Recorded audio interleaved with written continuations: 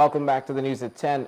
In sports news now, one of Nigeria's flag bearers in the CAF Confederations Cup, Warri Wolves, have crashed out of the competition after going down 2-1 in the defeat away to CA Beziton. Adam Jaibi opened scoring for the hosts in the 7th minute, but Kola Nubi cancelled the lead with an equalizer minutes later. The Nigerian side were reduced to 10 men on 42 minutes when Ikechukwu, thank God, was sent off, leaving the Wolves a mountain to climb. However, an injury time for the first half, 10-man Wolves succumbed to incessant pressure, allowing Jaibi to find the net again. With the first leg ending goalless, Wolves were sent packing on a 2-1 aggregate scoreline. To the English Premier League, and Liverpool moved to the top of the log as they comfortably dispatched of Tottenham 4-0 at Anfield. A second-minute Yunus Kabul own goal put the Reds in front on their way to an 8th successive league victory. Luis Suarez made it 2-0 before Felipe Coutinho added a third goal from 25 yards, and Jordan Henderson's low direct free kick sealed the rout. Earlier, Everton recorded a 5th successive win to continue their push for a Champions League berth, dumping Fulham deeper into relegation. In tennis, world number 2 Novak Djokovic took his winning rough form against world number 1 Rafael Nadal to 3 matches with a superb victory in the Sony Open final. The Serb clinched a 6-3, 6-3 victory to claim his 4th Miami title, moving him ahead of Pete Sampras and 2 behind Andre Agassi in the event's all-time list. Djokovic broke serve once in the first set and twice in the second as he dominated Nadal. Nadal will now hope to regain the initiative as the tour heads to Europe for the clay court season, with Djokovic having won back-to-back hard court Masters titles in Indian Wells and Miami.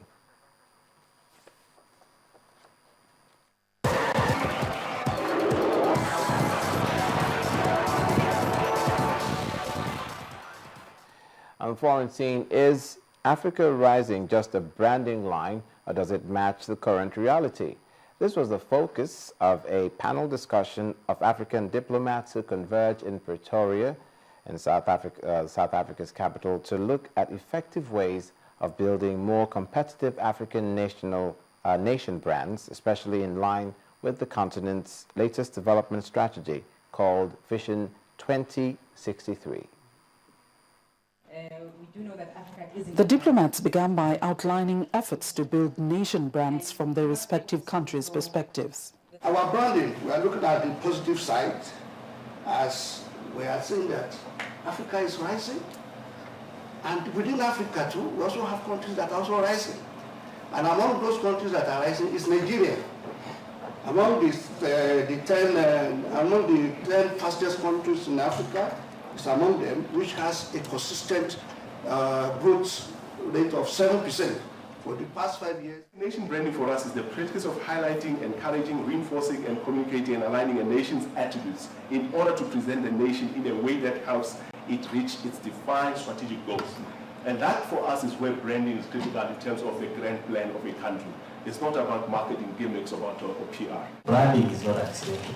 It is a strategic, holistic engagement, which we must take seriously.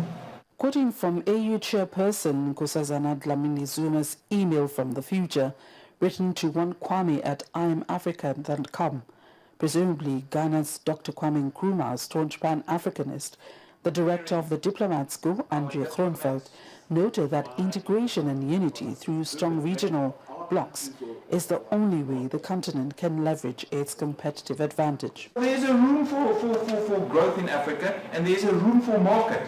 We are the only continent remaining with resources. You cannot grow these days without resources.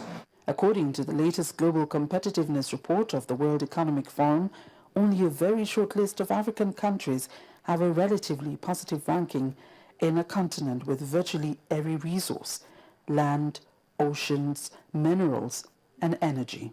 Africa's global trade is still very low by global standards. It's 2% of global trade. and we're still exporting mainly raw materials and importing processed products. We have missed two big growth opportunities. The first was on agriculture, and we have the best comparative advantage on agriculture in the world. President Obama mentioned the fact that America will stand in for the 30% of gas that they might lose for Russia. Have you seen that? That is an opportunity for Africa. We have gas, we have energy resources, and we are much closer to Europe than what the US is. We really have a huge task of enlightening our locals, our countries, to say that, be proud of Africa and be proud of Malawian. And then later I think we can talk over this Africa brand. This is what we work from. But you'll notice that The diplomats also agreed that added to that could be sustaining efforts to tackle the challenges in the areas of intracontinental trade, among others, like market access, infrastructure development, and the cost of doing business in Africa. Betty Dibia, Channels Television News. Now, talks have begun between U.S. Secretary of State John Kerry and Russian Foreign Minister Sergei Lavrov over Ukraine. The impromptu meeting is expected to discuss Russia's annexation of Crimea and reports of thousands of Russian troops gathered close to the Ukrainian border, stirring suspicion that Russia is planning to invade Ukraine. Mr. Lavrov denies the claims, stressing instead that Moscow aims to protect the rights of ethnic Russians and Russian speakers, more so after protest in Kyiv led to the ousting of Ukraine's President Viktor Yanukovych.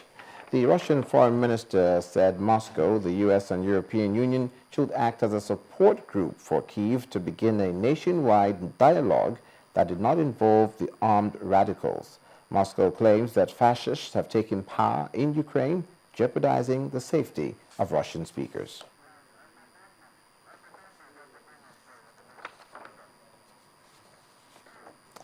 And the main news again. The DSS has confirmed the deaths of 21 people after a foiled jailbreak at its headquarters in Abuja. In a statement issued by the Deputy Director of Public Relations, it was established 18 casualties were recorded, 2 service personnel sustained serious injuries, 3 other detainees who sustained gunshot injuries during the incident also died. And the presidency has said that President Goodluck Jonathan was out of harm's way throughout the attempted jailbreak at the DSS headquarters. That's it on the news at 10. Thank you so much for watching. From all of us here, do have a good night and a great week ahead.